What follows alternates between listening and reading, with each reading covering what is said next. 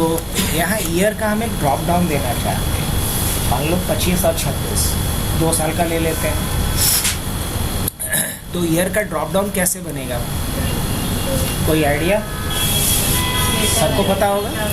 कहाँ जाना होगा, डेटा वैलिडेशन, और क्या ले लिया जाए यहाँ से जाकर के एक लिस्ट, और यहाँ क्या डाल दिया जाए 2025, 2026। अब जितने साल का आप देना चाहते थे वो आप ले सकते हैं अपने हिसाब से। हम अभी पकड़ के चलते हैं 2 साल का, 2025 और 2026 का। अब आप देखिएगा यहाँ जब भी क्लिक कीजिएगा 2 ऑप्शन आएगा, 2025 का और 2026 का। अब उसी के अकॉर्डिंग यहाँ पे क्या होना चाहिए, मंथ्स का भी होना चाहिए। अब अगर मंथ्स की बात करें तो मंथ में हमारे पास यहाँ पे कितने ऑप्शन आने चाहिए, जैन से लेकर के कहाँ तक। तो क्या करा जाए इसके लिए, या तो कहीं लिखा हुआ है तो उसका एक ड्रॉप डाउन बना लें, नहीं तो क्या कर लें, डायरेक्ट टाइप कर दें। तो हम डायरेक्ट ही टाइप कर देते हैं लिखने के बजाय। लिस्ट पे जाएंगे और क्या लिख के किया जाए यहाँ पे, जैन, फेब, मार्च, अप्रैल, मई, जून, जुलाई, अगस्त, सितंबर, अक्टूबर, नवंबर, दिसंबर। अब आप देख सकते हैं यहाँ से जैन से लेके दिसंबर तक का हमारे पास क्या आ गया ये, और ड्रॉप डाउन। तो हमारे पास ये पहला स्टेप था जो मैंने अपना कंप्लीट कर लिया। अब मुझे नेक्स्ट क्या करना है उसके ऊपर बात किया जाए। मुझे नेक्स्ट ये करना है कि जो यहाँ पे मैंने साल और जो महीना सेलेक्ट किया, उस साल के उस महीने की पहली तारीख और आखिरी तारीख दिखाओ, उस महीने की पहली तारीख और आखिरी तारीख दिखाओ। तो इस महीने, ये इस साल के इस महीने की पहली तारीख हम कैसे दिखाएंगे। हाँ, तो मुझे इस महीने का और इस साल का पहले तारीख लेकर के आना है। कैसे लेकर के आएंगे, कोई आइडिया? आइडिया ये है कि इसमें हमारे पास एक ऑप्शन है जिसका नाम है डेट वैल्यू। क्या एक है, डेट वैल्यू नाम का क्या होता है, एक फॉर्मूला होता है। क्या होता है, आप लोग पढ़े कि नहीं डेट वैल्यू के बारे में? नहीं तो नोट डाउन करो, करते जाना है। डेट वैल्यू, हाँ ठीक है। तो डेट वैल्यू नाम का एक फॉर्मूला है। डेट वैल्यू का काम क्या होता है कि डेट, एक हमें नया डेट बनाना है, उसमें हम वैल्यू पास करेंगे, उस वैल्यू को यूज़ करके हमें एक नया डेट बना करके देगा। अब हमें वैल्यू क्या पास करना है, तो वैल्यू में हमें 3 चीज़ें पास करनी है। क्या क्या, डेट, मंथ और ईयर। इन तीनों को अगर हम पास करेंगे तो डेट वैल्यू हमें क्या बना के दे देगा, एक डेट बना के दे देगा। यही बात है ना। मैं क्या चाह रहा हूँ कि जैसे अगर दिसंबर 2026 मैंने लिया तो यहाँ पे आ जाना चाहिए 1 दिसंबर 2026। यही ना हमारा एक्सपेक्टेशन है। और अगर किसी ने यहाँ पे मान लो 25 लिया हो तो यहाँ आ जाना चाहिए 1 दिसंबर 2025। और अगर किसी ने यहाँ 26 लिया और क्या चल रहा है, अभी जुलाई चल रहा है, तो यहाँ क्या आ जाना चाहिए, 1 जुलाई 2026 ऐसा आ जाना चाहिए। क्या करना है मुझे वो मैं पहले क्लियर कर लिया। अब करने के लिए हमारे पास फंक्शन कौन सा है, तो ऐसा करने के लिए मेरे पास एक फंक्शन है जिसका नाम है डेट वैल्यू। क्या नाम है, तो हम क्या लिखेंगे यहाँ पे, माय बैड, डेट वैल्यू। अब डेट वैल्यू में क्या चाहिए, डेट चाहिए बट टेक्स्ट फॉर्मेट में चाहिए। किसमें, और जब भी टेक्स्ट फॉर्मेट की बात आती है तो उसको हमेशा किसमें लिखना होता है, डबल कोटेशन मार्क के अंदर। तो पहली बात हम यहाँ पे क्या डालेंगे, 1। क्या डाल देंगे, 1। कॉन्कैटिनेशन ऑपरेटर डालेंगे। कॉन्कैटिनेशन का काम क्या होता है, जोड़ना। अब उसके बाद क्या डाल दिया जाए, ये आना चाहिए ना, हाँ। और उसके बाद फिर कॉन्कैटिनेशन ऑपरेटर देते हैं और क्या दे देते हैं, और क्या करते हैं फिर। अब क्या आ गया यहाँ पे, एक नंबर आ गया। अबे देख के कहीं किसी एंगल से डेट तो मेरे को नहीं लग रहा है कि लग रहा है, नहीं, लेकिन ये है डेट ही, लेकिन ये डेट लग नहीं रहा है। तो लग इसलिए नहीं रहा है बिकॉज इसका फॉर्मेट आप देखिए क्या है जनरल। मुझे इसका फॉर्मेट क्या लेना चाहिए, शॉर्ट डेट ले लीजिए। तो क्या इंटरेस्टिंग एक फॉर्मूला मिला कि नहीं मिला? क्या नाम था फॉर्मूले का? क्या कर दिया इसने? इसे मैंने डेट बताया, मंथ बताया और ईयर बताया। तो डेट, मंथ और ईयर को मर्ज करके मुझे एक डेट बना करके दे दिया उस मंथ के उस ईयर को यूज करके, राइट। अब ये तो हुआ पहला, आखिरी क्या होगा ये बताना है। मैंने यहाँ पे 2 लिख दिया। अब मुझे अब ये जानना है कि मुझे ये जानना है कि इस मंथ का आखिरी डेट कौन सा होगा। जैसे कि अगर ये जुलाई है, मुझे नहीं पता जुलाई 30 दिन का होता है, 31 का होता है या 28 का होता है। मैं चाह रहा हूँ ये सब कुछ ऑटोमेटिक तरीके से होना चाहिए।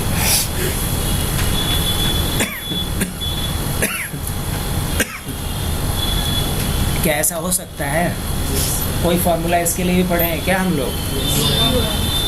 इसके लिए एक फार्मूला पढ़े हैं और आप लोग भी डैम श्योर पढ़े होंगे। और नहीं पढ़े हो तो कोई दिक्कत नहीं, आज पढ़ लेते हैं। ईओ मंथ क्या होता है? EO month. ईओ मंथ मतलब क्या होता है? End of month. अब इसमें हमें स्टार्ट डेट बताना है, सो हमने बता दिया। कॉमा दे करके यहाँ मंथ बताना होता है। अगर 0 डालेंगे तो करंट मंथ का आखिरी डेट हमें रिटर्न करेगा ये, करंट मंथ का आखिरी डेट। अगर 0 डालेंगे तो, लेकिन अगर हम पिछले मंथ का चाहते हैं, अब बोलोगे फिर वही चीज़ क्या, ये डेट कहाँ से लग रहा है? लग रहा है? नहीं लग रहा है तो वापस कुछ नहीं, यहाँ पे जाएंगे, फॉर्मेट पेंटर का यूज़ करेंगे, इसको भी हम लोग इस तरीके से फॉर्मेट करते हैं। कोई दिक्कत? हो गया फॉर्मेट। अब बताइए 31 का ही महीना होता है ना जुलाई, लेकिन ध्यान से समझिएगा बात को ज़रा, और यहाँ शायद समझ में आएगा तो बताइएगा। कितना इंटरेस्टिंग कर दिया इसने। अगर वही मैंने यहाँ से मार्च लिया होता, फिर 31 और मार्च अप्रैल लिया, क्या कर दिया इसने? 30। पॉइंट समझ में आ रहा है तो बताइएगा। तो क्या लगाया हमने? लेकिन मान लो कि मुझे पिछले मंथ का चाहिए, पिछले मंथ का, तो 0 ना लिख करके क्या लिख सकते हैं? मुझे पिछले नहीं, अगले मंथ का चाहिए, तो हम क्या लिखेंगे यहाँ पे? 1 डाल दो, अगले मंथ का बता देगा। तो कहने का मतलब ये हुआ कि आप यहाँ पे मंथ बताते हो, मंथ का नंबर बताते हो, है ना। और 0 लिखने का मतलब क्या हो गया कि करंट मंथ है ना। अगर 1 डालेंगे तो अगले एक महीने का, 2 डालेंगे तो नेक्स्ट 2 मंथ्स का। उसी तरीके से प्रीवियस में जाना है तो माइनस में वैल्यू आप डाल दीजिए। चलिए, तो यहाँ तक का काम हो गया। अभी तक नहीं लग रहा होगा अटेंडेंस शीट की तरफ जा रहे हैं उसी की तरफ, बस एक एक चीज़ हम लोग तैयार करना चलते हैं। तो हमने यहाँ से मंथ और ईयर चूज़ किया, उसके हिसाब से उस महीने का पहली और आखिरी तारीख तय हो गया।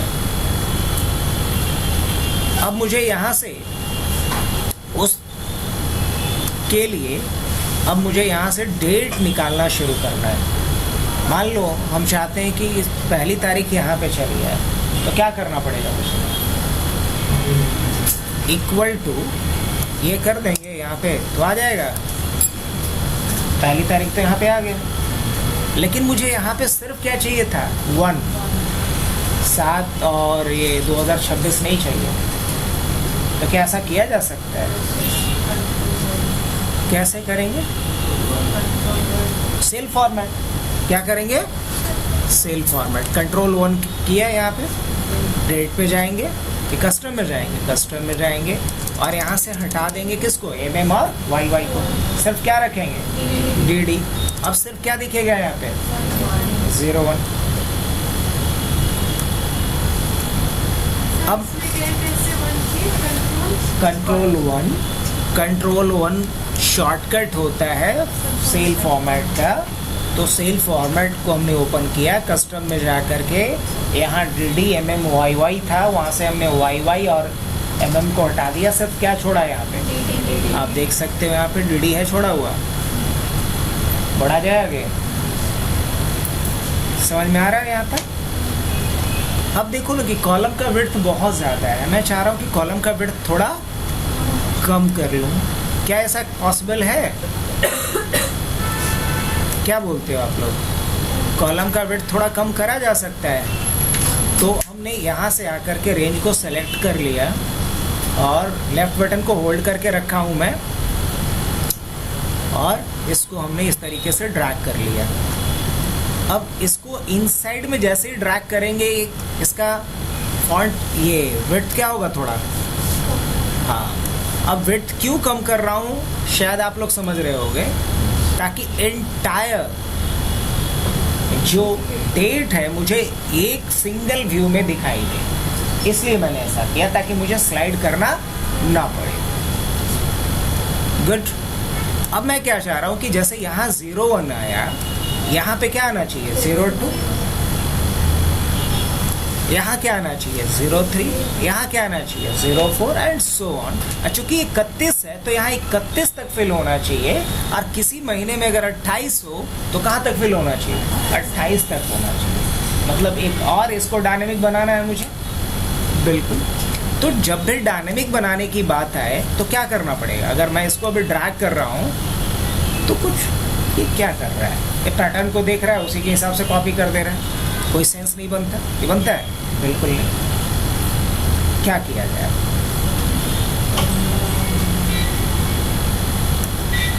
यहाँ मुझे एक फॉर्मूला डालना पड़ेगा, और वो फॉर्मूला इसको डायनेमिक बनाएगा कि अगर ये इसकी वैल्यू इससे कम है, किससे, लास्ट डेट से कम है, तो इसमें एक ऐड करना है, यही बोलेंगे ना।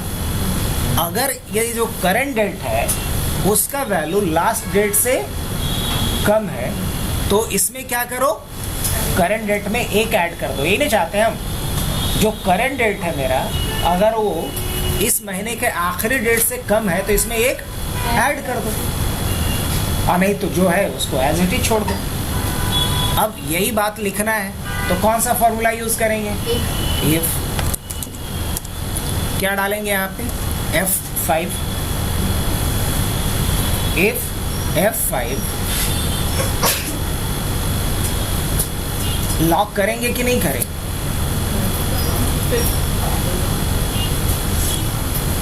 लॉक होगा कि नहीं होगा? नहीं, लॉक नहीं होगा, क्योंकि ड्रैग करना है ना। जब ड्रैग करना हो तो लॉक नहीं करते। If F5 is less than, if F5 is less than क्या,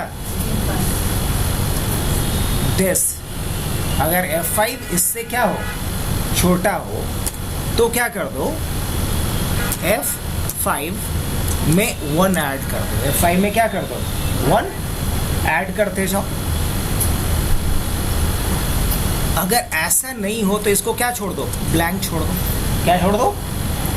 ब्लैंक छोड़ दो। ब्लैंक छोड़ने के लिए क्या करते हैं, डबल कोटेशन शुरू, डबल कोटेशन बंद।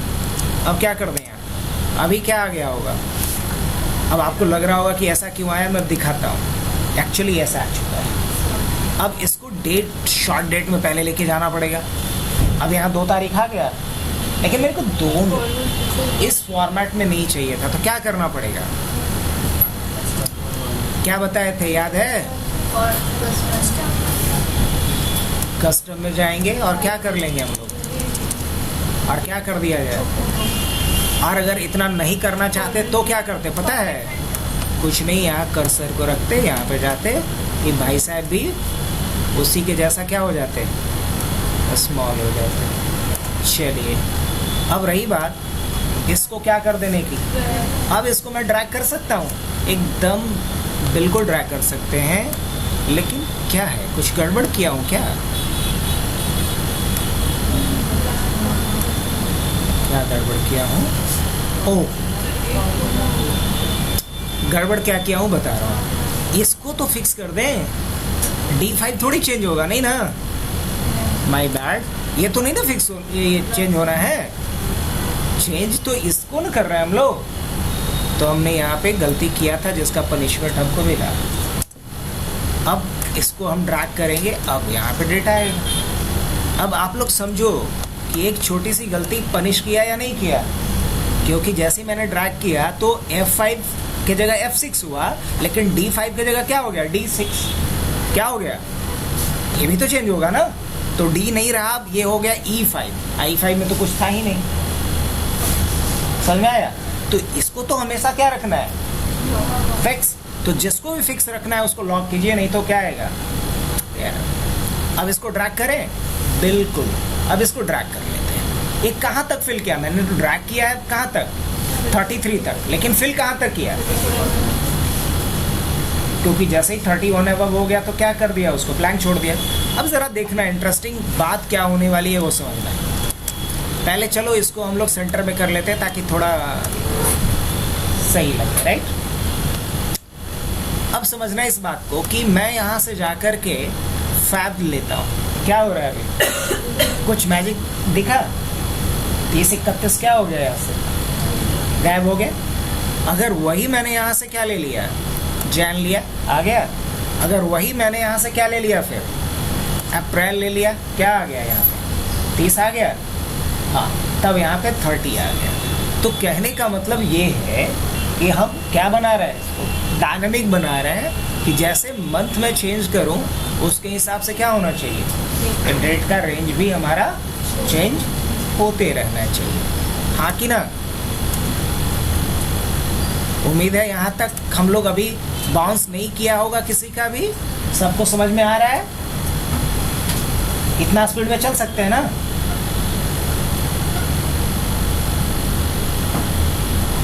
आ रहा है समझ में सबको, चलिए। अब करना ये है कि मुझे यहाँ से, ये तो डेट मैंने लिख दिया, मुझे दिन भी निकालना है कि 1 तारीख को कौन सा दिन था, 2 तारीख को कौन सा दिन था, 3 तारीख को कौन सा दिन था, दिन भी निकालना है। अब दिन कैसे निकालेंगे मेरे को नहीं पता, बता सकते हो आप, कोई फॉर्मूला है इसको निकालने का कि किसी ज्योतिषी से मिलना पड़ेगा कि अच्छा बताइए 1 जुलाई 2026 को कौन सा दिन था। इसके लिए एक फॉर्मूला है हम लोगों के पास, जिसका नाम क्या है, टेक्स्ट। नहीं, अब टेक्स्ट को क्या बताना होता है आपको, तो टेक्स्ट को आपको डेट बताना होता है। तो F5 में डेट है आपका। अब ये पूछता है आपको कि किस फॉर्मेट में चाहिए, वो आप स्ट्रिंग के रूप में लिख दो। तो अगर हमें 3 बार अगर हमने डी लिखा तो क्या बताएगा, ये हमें डे बताएगा, संडे मंडे ये बताएगा। लेकिन अगर हम चाहते पूरा स्पेलिंग के साथ है तो 4 बार डी, कितनी बार लिखेंगे, 4 टाइम्स डी, है ना। अभी क्या करता हूँ मैं, इसी को ड्रैग कर दे रहा हूँ, इसी को क्या कर दिया, यहाँ तक ड्रैग कर दिया, ठीक है। अब अच्छा इसलिए नहीं लग रहा है, अब हम चाहते हैं कि इसको हम वर्टिकली लिख लें। वेडनेसडे वगैरह जो है, थर्सडे वगैरह है, वो अभी क्या है, हॉरिजॉन्टली लिखा गया, हम चाहते हैं क्या करें, वर्टिकल कर दें। क्या ऐसा सीखा है हमने कभी कि नहीं सीखा, सीखा है। क्या यूज़ करेंगे इसके लिए भी, आप वही कर सकते हो, यहाँ से जाओ अलाइनमेंट पे, और अलाइनमेंट में जा कर के क्या ले लिया जाए, 90 डिग्री। अब बताओ हो गया। अब अगर यहाँ से हम फैब लेते हैं तो देख रहे हो उसके हिसाब से डेज भी चेंज हो रहा है, डेट भी चेंज हो रहा है। और अगर मैंने यहाँ से जुलाई लिया तो उसी के हिसाब से डेट और डेज भी चेंज हो रहा है। ठीक है, यहाँ तक तो समझ में आ गया सर। अब एक चीज़ और बता दीजिए कि जहाँ भी डेटा है वहाँ तक बॉर्डर लग जाना चाहिए, बॉर्डर वहीं तक लगना चाहिए जहाँ तक कि डेटा है, आई मीन डेट और डेज है। अगर अभी हम यहाँ से सेलेक्ट करके बॉर्डर लगा देंगे और जैसे ही फैब लेंगे तो खराब दिखने में लगेगा। हम क्या बोलना चाह रहे हैं, समझ में आ रही बात? अगर अभी हमने इसको सेलेक्ट करके यहाँ से बॉर्डर लगा दिया ऐसे, और अगर किसी ने आकर के फैब सेलेक्ट किया तो कितना बुरा लगेगा? अच्छा लग रहा है ये? नहीं। तो जब हम कुछ बना रहे हैं तो उसके फॉर्मेटिंग पे भी थोड़ा ध्यान रखेंगे। कंट्रोल Z कर लें 2 बार। चलिए हटा दिए जो गलती हमसे हुई थी। हम क्या चाहते हैं, इस पे बॉर्डर तो लगे, लेकिन बॉर्डर क्या लगना चाहिए? कंडीशनल। बॉर्डर कैसे लगना चाहिए? कंडीशनल। कंडीशनल लगने का मतलब क्या है? कंडीशनल लगने का मतलब ये है कि जहाँ डेटा हो उसी पे बॉर्डर अप्लाई हो, जहाँ डेटा नहीं हो वहाँ बॉर्डर अप्लाई ना हो। क्या करेंगे बताओ? पहले ये पूरे रेंज को हमने क्या कर लिया? सेलेक्ट कर लिया। चलो कहाँ तक हम मान के चल रहे हैं कि डेटा हमको फिलअप करना है? मान के चल रहे हैं कि यहाँ तक डेटा हमें फिलअप करना है सपोज, या यहाँ तक डेटा फिलअप करना है, पकड़ के चलते हैं मोटा मोटी। तो अब क्या करेंगे इसके बाद बताओ? कंडीशनल फॉर्मेटिंग तो सब लोग पढ़ा होगा।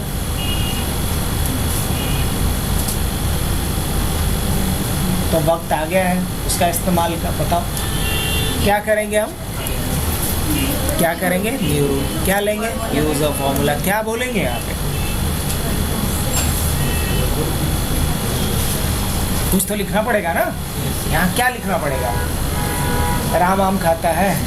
नहीं। यहाँ क्या लिखेंगे? कंडीशन बताएंगे। और कंडीशन क्या बताएंगे कि अगर ये सारे सेल ब्लैंक्स ना हो, अगर ये सेल ब्लैंक्स ना हो तो इस पे बॉर्डर लगाओ।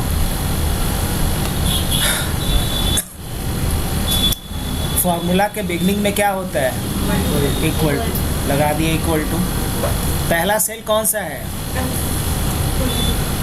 अब ये लॉक है। अच्छा एक बात बता, सिर्फ इसी सेल को चेक करना है कि ये पूरे रेंज में किसी भी सेल को चेक करना है? किसी भी सेल को चेक करना है तो ना तो रो को लॉक करेंगे ना कॉलम को लॉक करेंगे, दोनों में किसी को भी लॉक नहीं करेंगे। तो लॉक को हटाने के लिए क्या करना होता है? F4।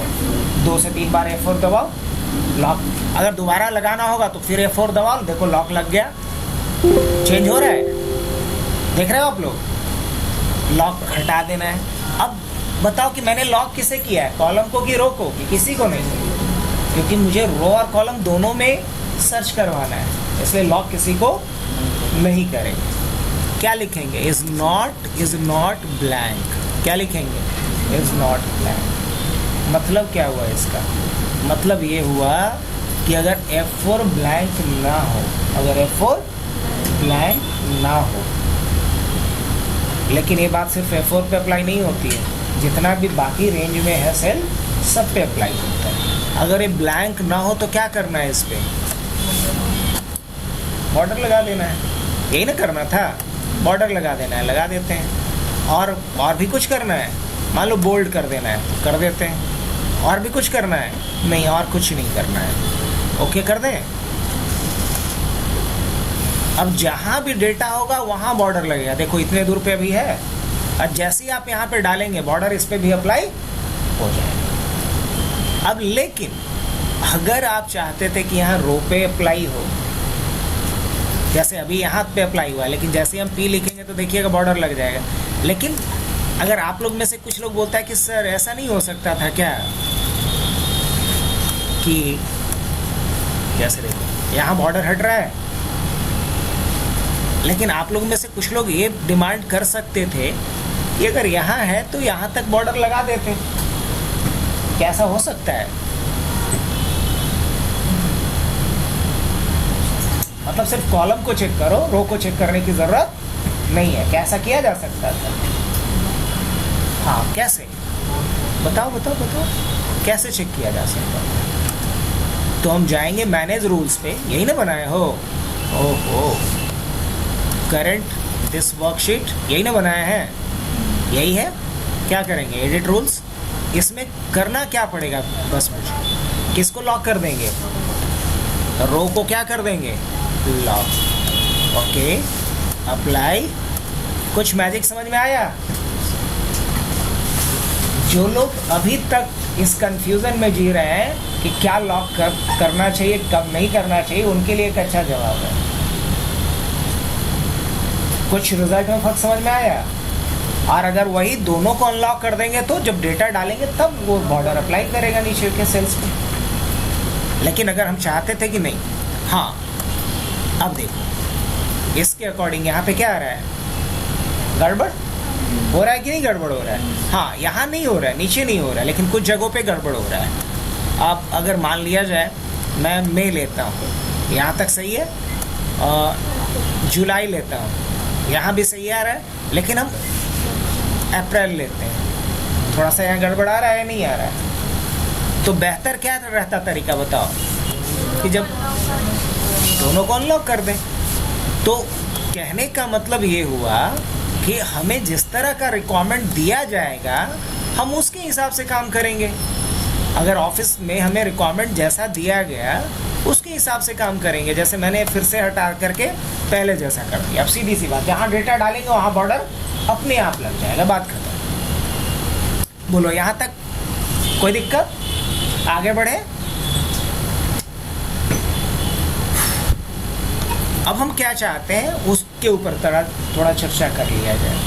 अब हमारा नेक्स्ट टारगेट ये है कि इसमें से जहाँ भी संडे है, जहाँ भी क्या है, जहाँ भी संडे है उसको रेड में हाईलाइट करो। क्या करो? रेड में हाईलाइट करो। किसमें हाईलाइट करो? रेड कलर से हाईलाइट करो। हाँ, जहाँ भी संडे है वहाँ रेड से हाईलाइट कर दो। लेकिन ये स्टैटिक नहीं होना चाहिए। जब मंथ चेंज करेंगे, ईयर चेंज करेंगे, तो अभी यहाँ संडे हो सकता है, यहाँ संडे आ जाए, तो रेड यहाँ होना चाहिए जहाँ संडे हो। क्या ये काम किया जा सकता है या नहीं? किसके ज़रिए? ये काम भी किसके ज़रिए होगा?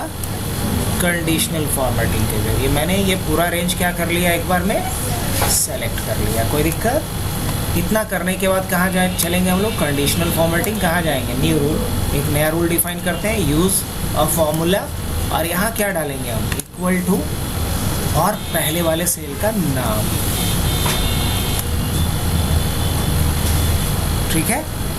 अब इसमें से लॉक किसको रखना है?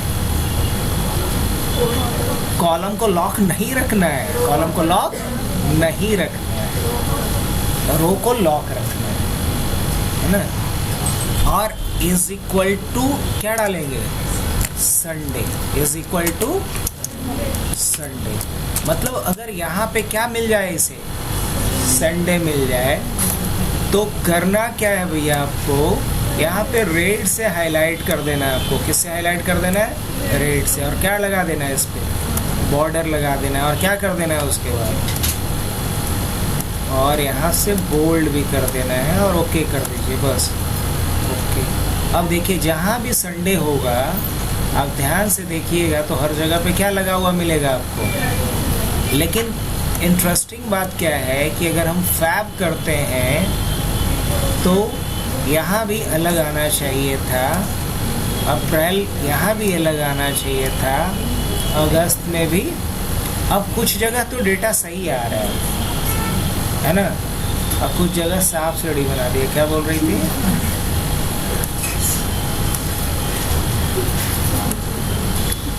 जुलाई। अब इसमें थोड़ा सा कुछ तो ग्लिच है, क्योंकि बाकी चीज़ें तो ये सही करा है, लेकिन जहाँ ये में किसी में परफेक्ट तो नहीं आ रहा है। जून, जुलाई किसी में नहीं आ रहा है, लेकिन ये जहाँ संडे है वहीं पे हाईलाइट कर रहा है। इतना बात कंफर्म है। तो एक काम करते हैं, इसके लिए इस रूल को पहले हम डिलीट कर लेते हैं। डिलीट करके एक नया रूल बनाएंगे। तो मैनेज रूल पे चलते हैं। क्या लेंगे? This worksheet. और क्या था? ये संडे वाला था ना। इस रूल को मैं एक बार डिलीट कर दिया, अप्लाई करता हूँ, ओके करता हूँ, हट गया। अब दोबारा से क्या करते हैं हम? इस पूरे रेंज को सेलेक्ट करते हैं। यही पूरा रेंज था अपना। ऊपर मेरे को हाईलाइट नहीं करना है, इसको हाईलाइट करना है, राइट। तो हम एक बार इस पूरे रेंज को सेलेक्ट किए, कंडीशनल फॉर्मेटिंग पे गए, कहाँ गए, न्यू रूल पे हम गए, या इवन अगर यहाँ से भी करना चाहते हो तो यहाँ से कर लो। हाँ,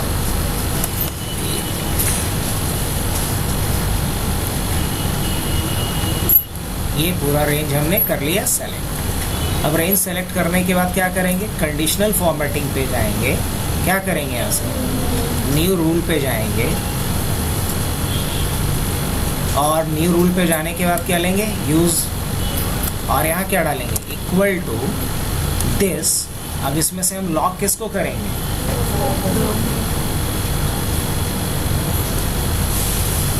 तो F4, कॉलम को लॉक हमने नहीं किया, रो को लॉक किया है, इक्वल टू क्या डालेंगे यहाँ पे, संडे। अगर यहाँ इसको क्या मिले, संडे मिले, तो करना क्या है, फिल कर देना है रेड, बॉर्डर भी इस पर देना है तो दे देते हैं। चलो इतना ही करके ओके करते हैं। अब जहाँ भी संडे है वहाँ पे क्या लगा दिया है इसने, और यहाँ से अब चेंज करके अपन लोग देखते हैं। अगर हमने फैब लिया तो फैब के अकॉर्डिंग कर रहा है ये, जैन लिया तो जैन के अकॉर्डिंग कर रहा है, मार्च ले रहा हूँ तो मार्च के अकॉर्डिंग ले रहा है ये, अप्रैल ले रहा हूँ तो अप्रैल के अकॉर्डिंग ये ले रहा है, परफेक्ट कर रहा है ये। मई के अकॉर्डिंग थोड़ा ग्लिच आ रहा है, जून के अकॉर्डिंग भी ग्लिच है, जुलाई के अकॉर्डिंग परफेक्ट है, अगस्त में गड़बड़ है, सितंबर में भी गड़बड़ है, अक्टूबर, नवंबर और दिसंबर। ठीक, चलो अभी जुलाई पे इसको रख के हम लोग आगे बढ़ते हैं। अब संडे को ये हाईलाइट कर रहा है, इसमें कोई दिक्कत नहीं है। अब हम लोगों को एक चीज़ करना है, अगर रो को लॉक नहीं करते तो क्या हाईलाइट करता है ये, नहीं हाईलाइट करता। हम चाहें तो यहाँ पे अब बॉर्डर जो लगाए थे, बॉर्डर अगर हटाना तो भी हटा सकते थे। अच्छा, अब सवाल ये है कि जहाँ भी संडे आ जाए ना, वहाँ कुछ टाइप न कर सके, लाइक प्रेजेंट या एब्सेंट ना लिख सके। अभी तो यहाँ प्रेजेंट भी लिख पा रहे हैं कि नहीं लिख पा रहे हैं, लेकिन जिस दिन संडे हो उस दिन कुछ भी लिखना पॉसिबल ना हो। क्या ऐसा किया जा सकता है, जिस दिन संडे हो उस दिन कुछ भी लिखना पॉसिबल ना हो, ये कैसे करें? तो ऐसा करने के लिए क्या तरीका होगा, अब चाहो तो इसको थोड़ा अलग कलर भी दे सकते हो, हालांकि अभी हम बहुत डेकोरेशन की तरफ नहीं गए हैं, वो हम बाद में कर लेंगे एक बार में सारा डेकोरेशन का जो भी पार्ट होगा।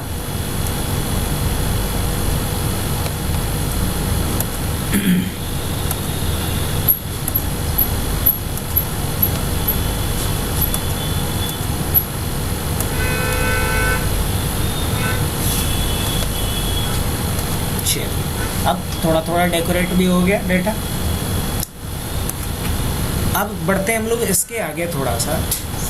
हाँ, आप मतलब संडे कैसे कर देंगे रेट, कभी होली भी होता है तो उसमें भी हम कैसे करेंगे, कोई फेस्टिवल के बेसिस पे भी? फेस्टिवल के बेसिस पे भी कंडीशनल फॉर्मेटिंग लगा कर कहीं करेंगे, लेकिन वो फेस्टिवल के लिए कहीं से तुमको एक अलग से इनपुट देना पड़ेगा।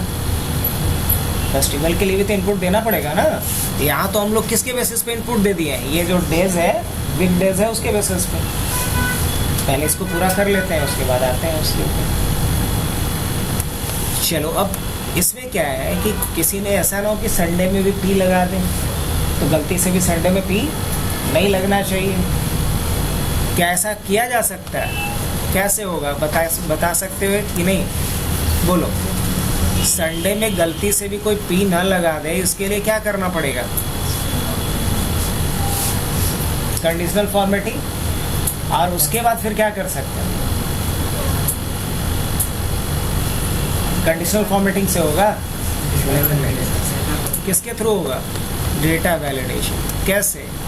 यहाँ पे जाएंगे हम लोग, डेटा वैलिडेशन पे चले गए, और क्या करेंगे डेटा वैलिडेशन पे?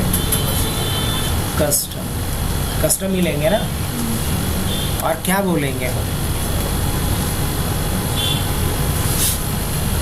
एक इक्वल टू, और यहाँ हम इसको सेलेक्ट करेंगे, यही है ना। अब इसमें से लॉक किसको करेंगे हम, ये बताइए। हाँ, रो को।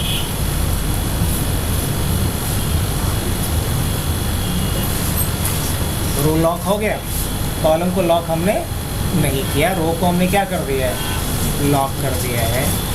अब बोला कि अगर यहाँ पे क्या हो, is not equal to Sunday, मतलब तभी लिखना पॉसिबल हो जब इसमें क्या ना हो, संडे ना हो, बस इतना ही देना था आपको। अब देखो अगर यहाँ पे हम P लिखने जाएंगे तो एरर आएगा, अगर यहाँ भी हम P लिखने जाएंगे क्या आएगा, एरर आएगा। यहाँ भी ट्राई करते हैं P लिखने का, क्या आ रहा है, यहाँ भी ट्राई करते हैं P लिखने का, अगर वही यहाँ पे अगर P लिख रहे हैं कोई मसला नहीं। तो बताओ ये भी हमारा टारगेट पूरा हो गया। हाँ, आ जाते हैं ना, चेंज कर लेते हैं। चलिए जैसे हम मई पे आ जाते हैं, या कौन सा एक लिए थे जिसमें पूरा आ गया था, वो अप्रैल लिए थे, चलो अप्रैल में आ जाते हैं, ठीक है। अब जब अप्रैल में आ गए हम लोग, यहाँ भी हम P लिखते हैं,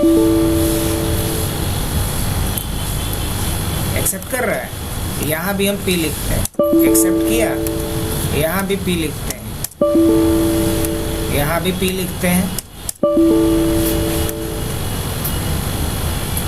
ठीक है। एक ही ग्लिच है, लेकिन हम देख लेंगे कुछ वर्जन का भी अपना इशू होता है, कुछ रीस्टार्ट या अपडेट का भी इशू होता है। बस एक ग्लिच क्या है इस पूरे में, हालांकि तुम लोग अपने पे करना नहीं आएगा सेम तरीके से, और वो ग्लिच क्या है समझा ही दिए हम, कि बस ये जो आ रहा है कुछ हद तक सही जा रहा है, उसके बाद फिर बीच में गड़बड़ हो रहा है, बाकी सारी चीज़ें काम कर रही है एकदम परफेक्टली। यस, अच्छा चलो ये भी हो गया।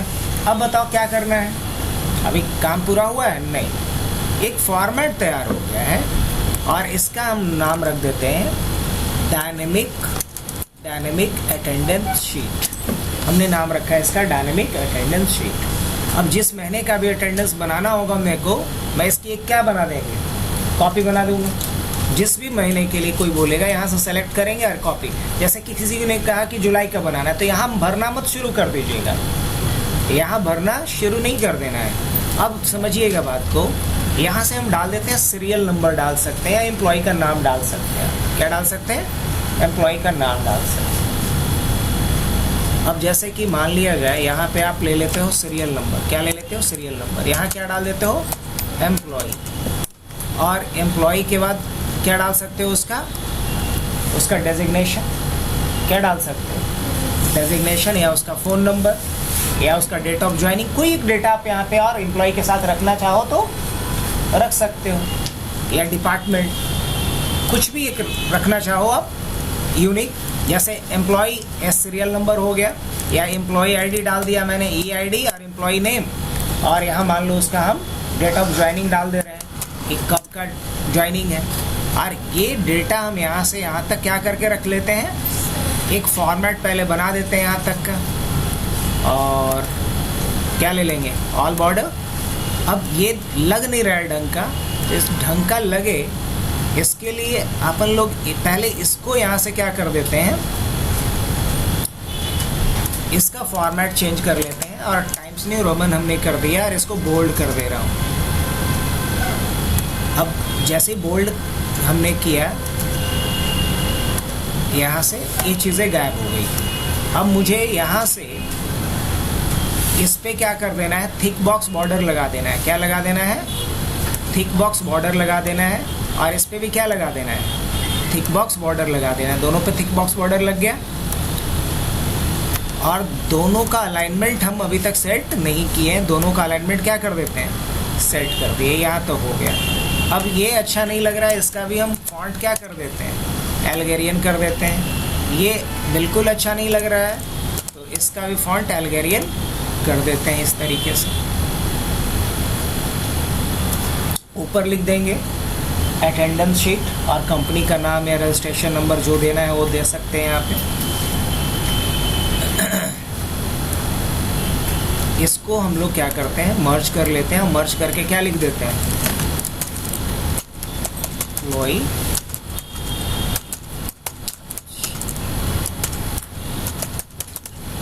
एम्प्लॉई अटेंडेंस रजिस्टर, ऐसा करके कुछ लिख दे रहा हूं मैं। और इसको हम लोग कंट्रोल Z अल्गेरियन। अब ये कुछ ज़्यादा हो गया क्या, तो ज़्यादा हो गया तो इसको थोड़ा अगर इधर खींच लिया जाए तो हाँ, अब सही दिख रहा है यहाँ तक। एम्प्लॉई, अब ये जो है इसको अगर हम ब्लैक फिल कर दें, इस पे सॉरी इसको ब्लैक फिल कर दिया जाए, इस पे वाइट डाल दिया जाए तो कैसा रहेगा, उम्मीद है अच्छा लगेगा ये। और ये जो मैंने यहाँ पे लिया है, इन दोनों सेल को क्या मर्ज किया जा सकता है कि नहीं, एक बार ट्राई कर लेते हैं दोनों सेल को मर्ज करके। और यहाँ भी इन दोनों सेल को क्या कर लिया जाए, मर्ज कर लिया जाए। और उसके बाद इस पे हम बॉर्डर लगा देते हैं, all border make a sense. तो यहाँ ईयर हमने दे दिया है।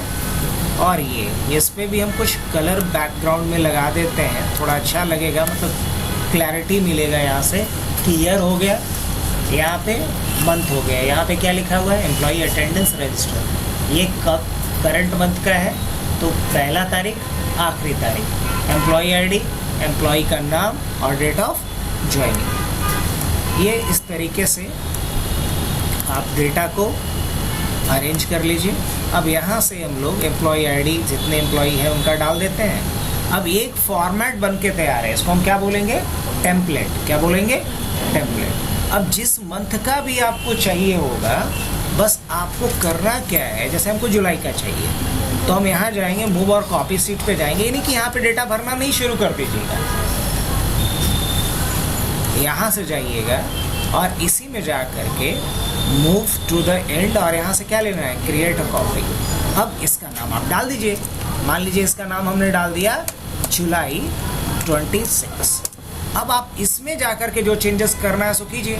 ये आपका एक टेम्पलेट बना हुआ है, इसमें कोई छेड़छाड़ नहीं करना है। छेड़छाड़ जो भी करना है कहाँ करना है, यहाँ जाइए, इसमें कीजिए। जैसे मान लीजिए एम्प्लॉय आईडी है मेरा H101, H102 एंड इस तरीके से। और एम्प्लॉय का नाम भी डाल देते हैं, रवि।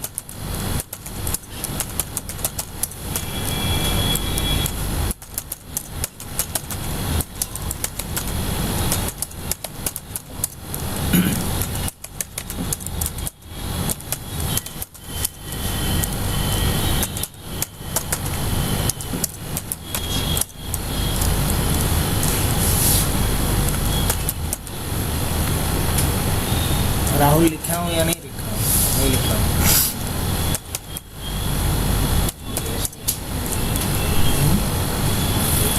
चलो कुछ और नाम डाल देते हैं, ये भी हो गया। अब मुझे डेट ऑफ ज्वाइनिंग डालना है, उसके हिसाब से यहाँ पे क्या कर लेना है।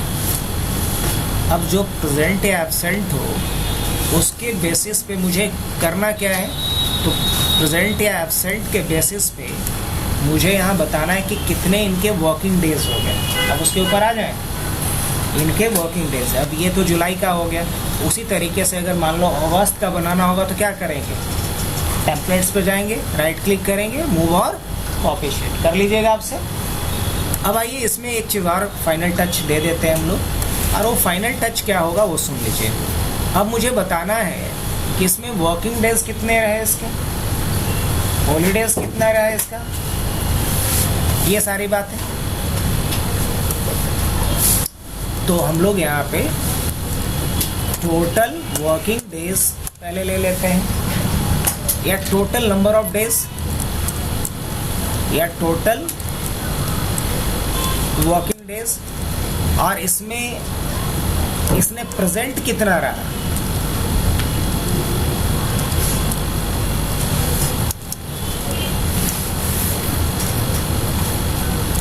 और एब्सेंट कितना रहा।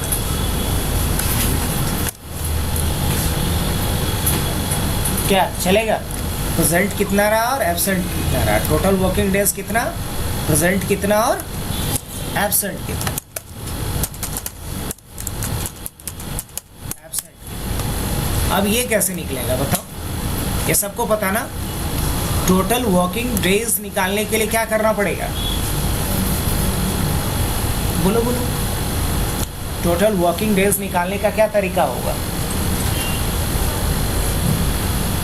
महीने में जितना दिन है उसमें से संडे को निकाल दो। नॉर्मली अगर हॉलीडेज का कॉन्सेप्ट हटा दो तो ही ना बोलेंगे, तो क्या बोला जाएगा बताओ? जितने भी संडे है उनको हटा लो। तो अगर एक रेंज में मुझे नंबर ऑफ संडेज को काउंट करना है तो कैसे काउंट करेंगे? क्या यूज करेंगे? चलो यहीं पे बता दो मेरे को, संडे का गिन करके बताओ क्या लिखेंगे, बोलो, हम वही टाइप कर देते हैं। काउंट ए लगाएंगे। कंडीशन की बात आ रही है ना, तो जब कंडीशन की बात आ रही हो तो इफ तो आएगा ही आएगा। तो क्या लगाएंगे यहाँ पे? Count F. और क्या बोलते हैं हम? रेंज बताना होगा मेरे को। क्या बताना होगा? ये रेंज बताओ, यही रेंज होगा ना। और क्या बोलेंगे? इसमें क्या मिलना चाहिए? इक्वल टू क्या होना चाहिए? संडे इक्वल टू क्या होना चाहिए? संडे। तो ये मेरे को बता देगा कि टोटल कितना संडे आ गया, हाँ कि ना? अब ज़रा चेंज करके देखें, क्रॉस चेक करना भी बहुत ज़रूरी है। चलो अप्रैल ले लेता हूँ। क्या ले लेता हूँ? अप्रैल। अब बताओ कितना संडे आया इसमें भी? कोई और है? फैब ले लेता हूँ, लाल पीला को साइड करते हैं, फैब ले लेते हैं। कितना आ गया फिर?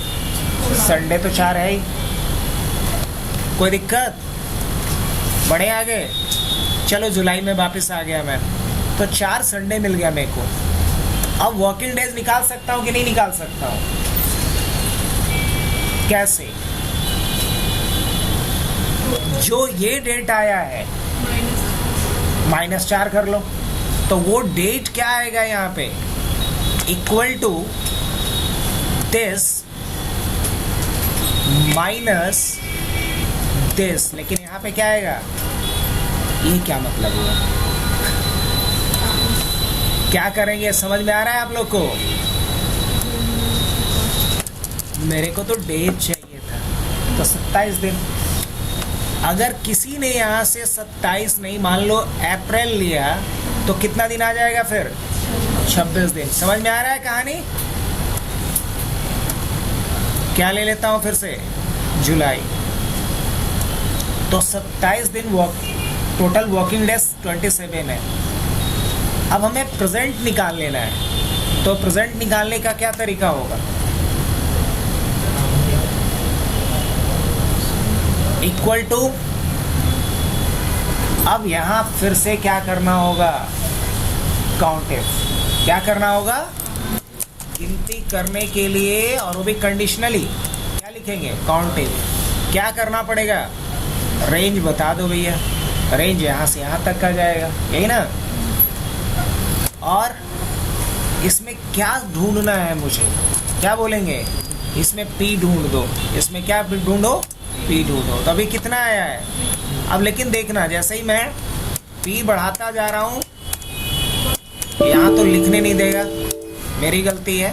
P P P P P P P.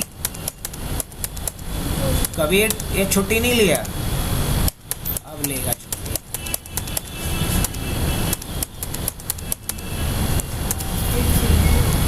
अब दिख रहा है, अभी 2 दिन छुट्टी यहाँ पे जा रहा है इसका। जैसे यहाँ पी डाल देंगे तो 1 दिन की छुट्टी गई है इसकी। अब जितना छुट्टी गया है, या जहाँ पे कुछ नहीं डाला हुआ है या ए डाला हुआ है, उसको क्या समझा जाए? एब्सेंट। तो इसके लिए नॉर्मल फॉर्मूला क्या लगा दो? This minus this. तो 1 दिन का क्या हो गया इसका? एब्सेंट। अब लिखो या ना लिखो, अगर लिख दिया तो वेल एंड गुड, तो भी सही है, नहीं लिखा तो भी सही है।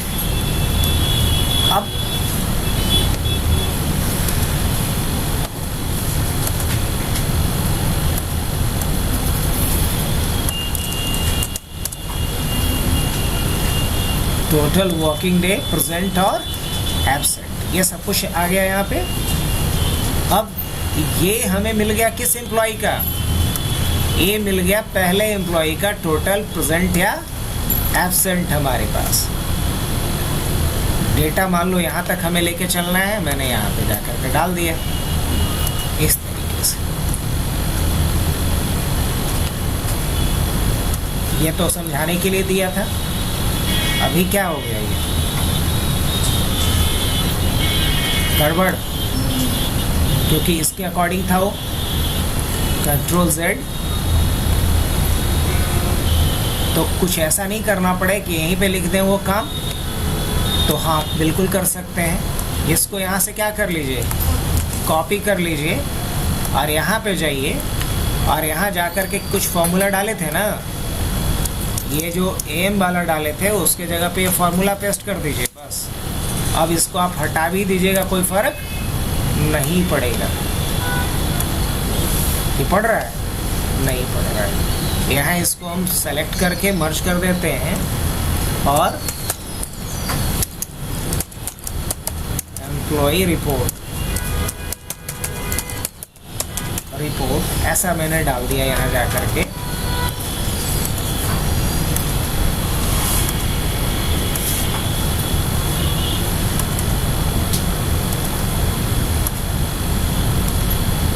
तो कुछ इस तरीके का एक हम लोग पूरा अटेंडेंस शीट का क्या बना चुके, फॉर्मेट तैयार कर चुके। अगर ये लग रहा है कि एक एक्स्ट्रा है, इसको हटा दें, हटा दो।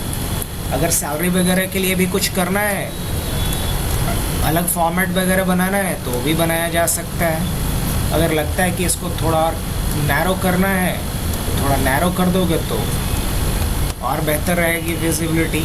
इसको और नैरो कर देना है, कर दो। अब ऑलमोस्ट विजिबिलिटी हमारा है सब कुछ।